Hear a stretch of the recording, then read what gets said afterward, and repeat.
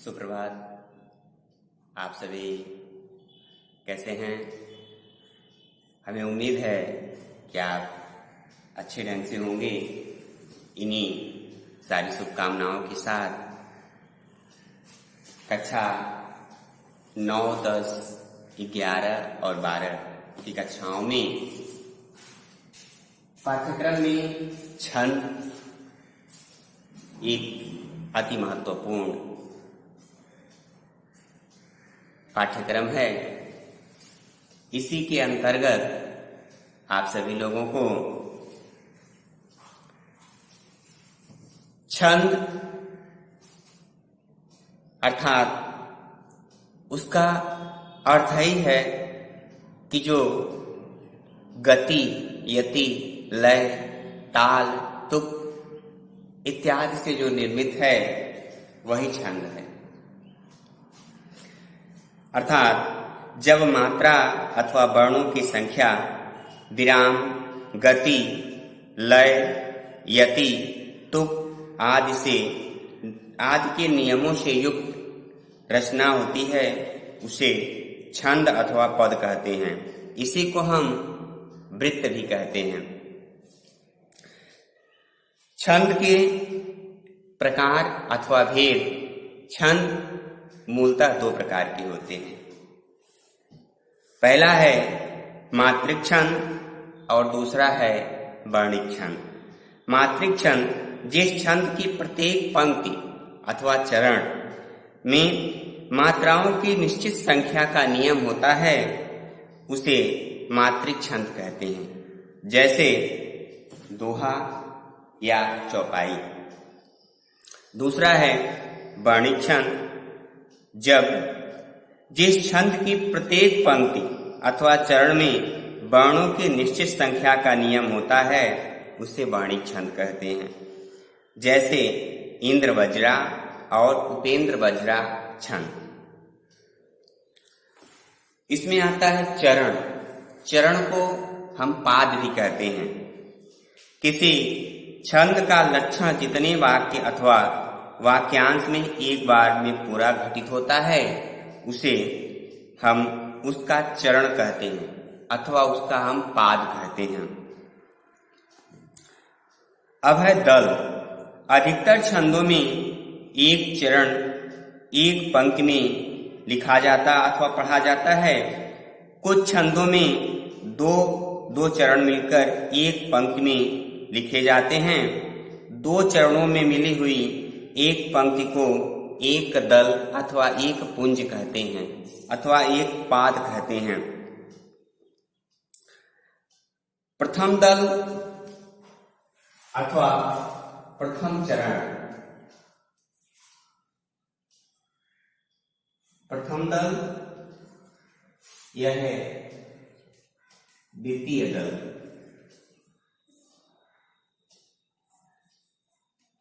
प्रथम दल में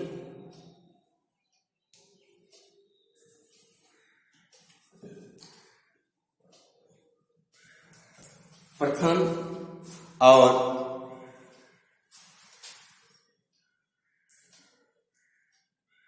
धन। चतुर्थ चरण। इसी के साथ द्वितीय में तृतीय,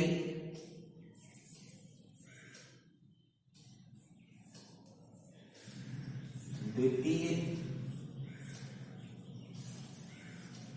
और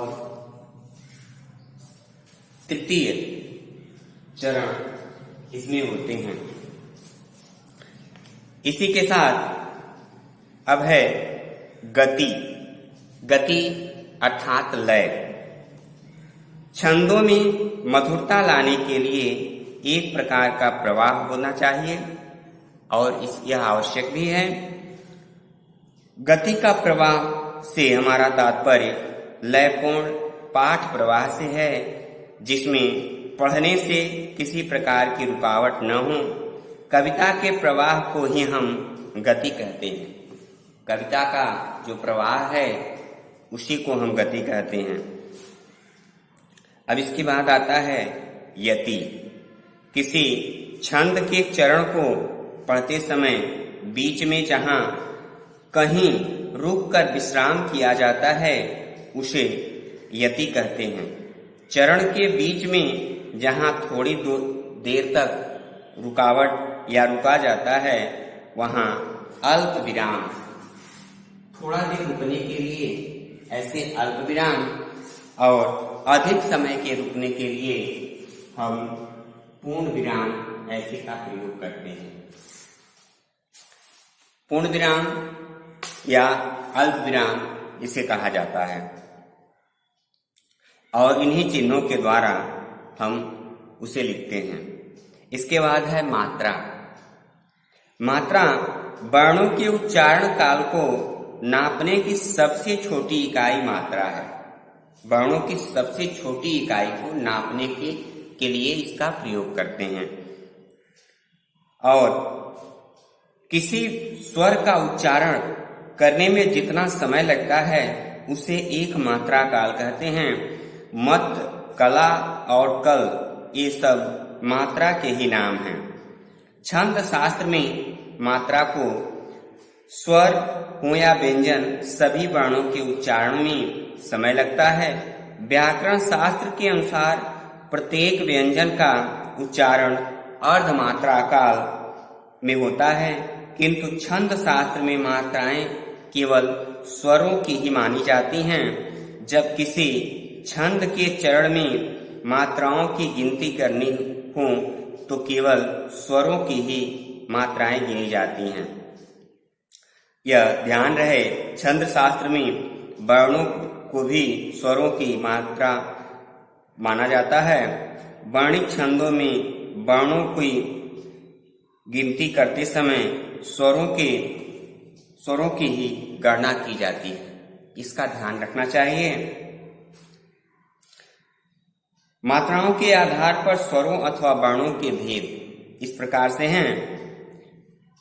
व्याकरण शास्त्र के अनुसार स्वरों के दो भेद हैं, एक है हर्ष स्वर और एक है दीर्घ स्वर। हर्ष स्वर जिस स्वर के उच्चारण में एक मात्रा का समय लगता है, केवल एक मात्रा, उसे हम हर्ष स्वर कहते हैं। हिंदी में 4 हर्ष स्वर हैं, जैसे अ, ई, उ और री। फिर है दीर्घ स्वर, जिस स्वर के उच्चारण में 2 मात्रा अर्थात हर्ष से 2 गुना समय लगता है, उसे दीर्घ स्वर कहते हैं। हिंदी में 8 दीर्घ स्वर हैं, जैसे आ, ई, उ, री, ए, ओ और औ। इसके साथ ही साथ इसमें लघु और गुरु का परिचय है। लघु छंदों में मात्राओं तथा वर्णों की गणना तथा वर्णक्रम समझने के लिए लघु गुरु का ज्ञान होना बहुत आवश्यक है। निम्नलिखित नियमों पर ध्यान देना चाहिए। लघु वर्ण, यह पहला है, हर्ष को छंद शास्त्र में लघु कहते हैं। लघु वर्ण की एक मात्रा गिनी जाती है। जहाँ लघु वर्ण है वहाँ केवल एक मात्रा की गणना की जाती है। इसी प्रकार यदि किसी दीर्घ या शीघ्रता में हर्ष स्वर की उच्चता किए जाए तो उसे हम लघु माना जाता है और उसकी एक मात्रा ही गिनी जाती है। इसके साथ अब है गुरु। गुरु माने होता है बड़ा। दीर्घ स्वर में को छंद शास्त्र में गुरु कहते हैं। गुरु वर्ण की 2 मात्राएं गिनी जाती हैं। इसमें 2 मात्राओं की गणना होती है, जैसे कंग, कह, यह अनुस्वार है, तथा विसर्ग अह सहित गुरु को गुरु माना जाता है। इसकी 2 मात्राएं गिनी जाती हैं। अब है संयुक्त व्यंजन। स्वरहीन व्यंजन से पूर्व लघु गुरु भी माना जाता है और उसकी 2 मात्राएं गिनी जाती हैं। जैसे चंपा में च और कल्याण में क वर्ण गुरु है। लघु गुरु चिन्ह, अब लघु गुरु चिन्ह जो होते हैं वह लघु वर्ण के लिए 1 मात्रा और गुरु के लिए यस आकार की मात्रा लगाई जाती है। अंग्रेजी के यस आकार की मात्रा लगाई जाती है। अब गण विचार में इसमें जगण, भगण, तगण, सगण, यगण, रगण, तगण, मगण और नगण होते हैं। यह आदि का वर्ण गुरु जैसे मानस, मानस। फिर जगण में मध्य का वर्ण गुरु होता है, जैसे समान। फिर सगण अंतिम वर्ण गुरु होता है, जैसे समता। फिर है यगण, आदि का वर्ण लघु होता है, जैसे सुजाता। फिर है रगण, मध्य का वर्ण लघु होता है, जैसे भावना। फिर है तगण, अंतिम वर्ण गुरु होता है और लघु होता है, जैसे साकार। फिर है मगण, तीनों वर्ण गुरु होते हैं, जैसे गोमाता, गोमाता। फिर है तगण, तीनों वर्ण लघु होते हैं, जैसे सकल, सकल। इसमें तीनों अपने आप में लघु ही रहेंगे। इसके बाद है इसका सूत्र है या माता राज भान शलगा। या माता राज भान शलगा।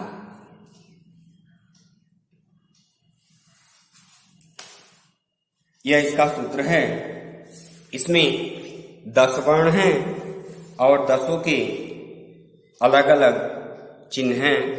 जैसे चरणों के आधार पर छंदों के भेद, चरणों के आधार पर छंदों के लगभग 3 भेद होते हैं। जैसे समवृत्त, अर्धसमवृत्त और विषमवृत्त, जिसके सब चरणों में वर्णों का अथवा मात्राओं की संख्या समान हो, जैसे चौपाई, इंद्र वज्रा आदि। इसके बाद है अर्धसमवृत्त, जिसके पहले और तीसरे तथा दूसरे और चौथे चरण में मात्राओं अथवा वर्णों की समानता हो, उसे दोहा, सोरठा आदि कहते हैं। जैसे फिर है विषमवृत्त, इसके चारों चरणों में मात्राओं अथवा वर्णों की असमानता हो, वहां जैसे आर्या, लक्ष्मी। मात्राओं और वर्णों की संख्या के आधार पर भेद, इसमें मात्राओं अथवा वर्णों की संख्या के आधार पर छंदों को 2 वर्गों में बांटा गया है। जैसे साधारण वृत्त, मात्रिक छंदों में 32 मात्राओं तक के, वर्णिक मात्राओं में 26 वर्णों तक वृत्तों अथवा छंदों को साधारण कहते हैं। इसके बाद है दंडक छंद। मात्रिक छंदों में 32 मात्राओं से अधिक वाले और वर्णिक छंदों में 26 वर्णों से अधिक वर्णों वाले वृत्तों को दंडक वृत्त कहते हैं। यह दंडक वृत्त में विशेष मात्राओं का लगाव होता है। अब इसके बाद है मात्रिक छंद। मात्रिक छंद में है चौपाई, सोरठा, दोहा, कुंडलियां आदि। चौपाई का एक सूत्र है, जैसे कल 16 जल तज चौपाई। इसकी परिभाषा है चौपाई में 4 चरण होते हैं। प्रत्येक चरण में 16 मात्राएं होती हैं। चरण के अंत में जगण अथवा तगण नहीं होना चाहिए। अंतिम दो वर्ण गुरु लघु, गुरु और लघु, लघु और गुरु ही होने चाहिए। जैसे बिनु पग चले सुने बिनु काना, कर बिनु कर्म करे विधि नाना, तनु बिनु परस नयन बिनु देखा, गहे घ्राण बिनु वास सदेखा। बिनु पग चले सुने बिनु काना,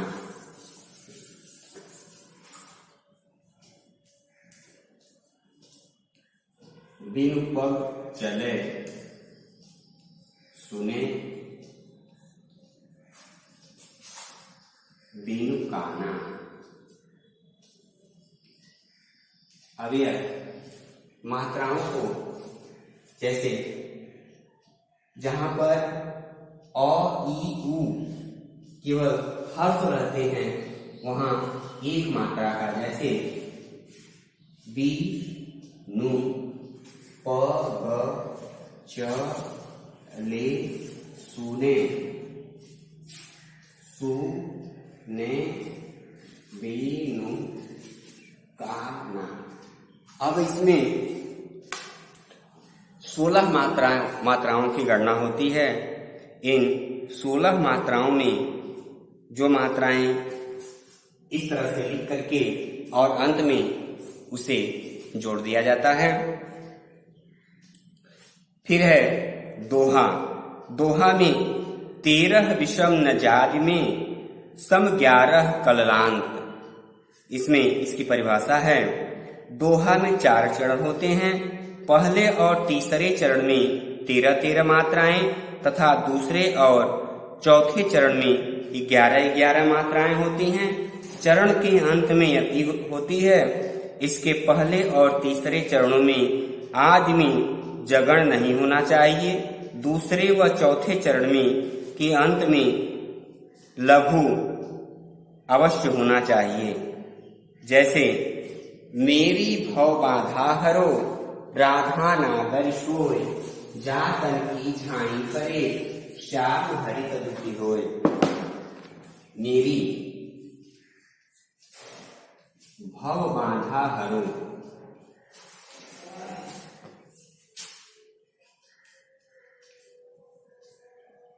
हरो राधा नागर सोय।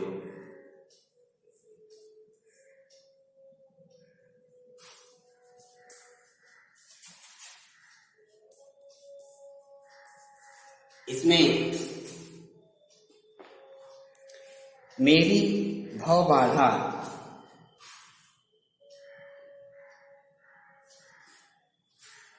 भव बाधा हरो, राधा नागर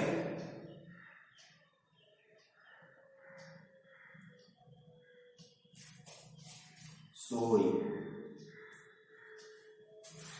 अब इसमें 13 धन 11 मात्राओं में पूरे मिलाकर के 24 मात्राओं की गणना होती है। मेरी भव बाधा हरो अर्थात दोहा, अनेक दोहा आप सभी ने अध्ययन किए होंगे। इसके बाद है सोरठा। सोरठा सोरठ से बना हुआ है। 13 सम विषमेश दोहा उल्टा सोरठा, विषमेश विषम धन ईश। इसकी परिभाषा है, सोरठा में 4 चरण होते हैं। पहले और तीसरे चरण में 11-11 मात्राएं तथा दूसरे और चौथे चरण में 13-13 मात्राएं होती हैं। चरण के अंत में यति होती है। पहले और तीसरे चरण के अंत में एक लघु वर्ण अवश्य होना चाहिए।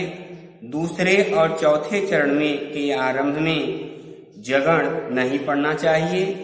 यह दोहे का उल्टा होता है। जैसे नील सरोरह श्याम तरुण अरुण बाजिर नयन, करऊं सुमम ऊर्धाम सदा क्षीर सागर शयन। अब इसमें वही मात्राओं की संख्या गिनी जाती है, जैसे 11 और 13 अर्थात इसमें भी 24 होते हैं। यह दोहे का उल्टा होता है। इसके बाद है कुंडलियां। कुंडली का है, इसका सूत्र है दोहा रोला कुंडलित कर कुंडलिया हो जाए। अब इसमें दोहा और सोठा दोनों मिला दिया जाता है। जैसे इसमें है सानी बैर न कीजिए,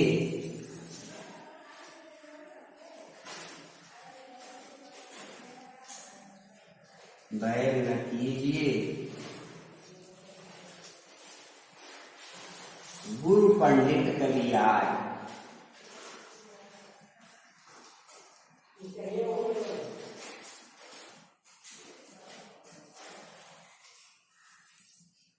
बेटा बनता पौड़िया यज्ञ करावन हार, यज्ञ करावन हार राजमंत्री जे होई, विप्र पड़ोसी अरु आपने तपे रसोई, कह गिरधर कविराय कह जुगन सो यह चलियाई, इन 13 को तरह दिए समझे भाई।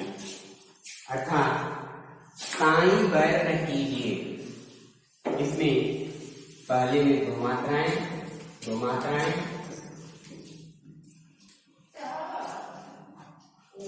कीजिए, गुरु पंडित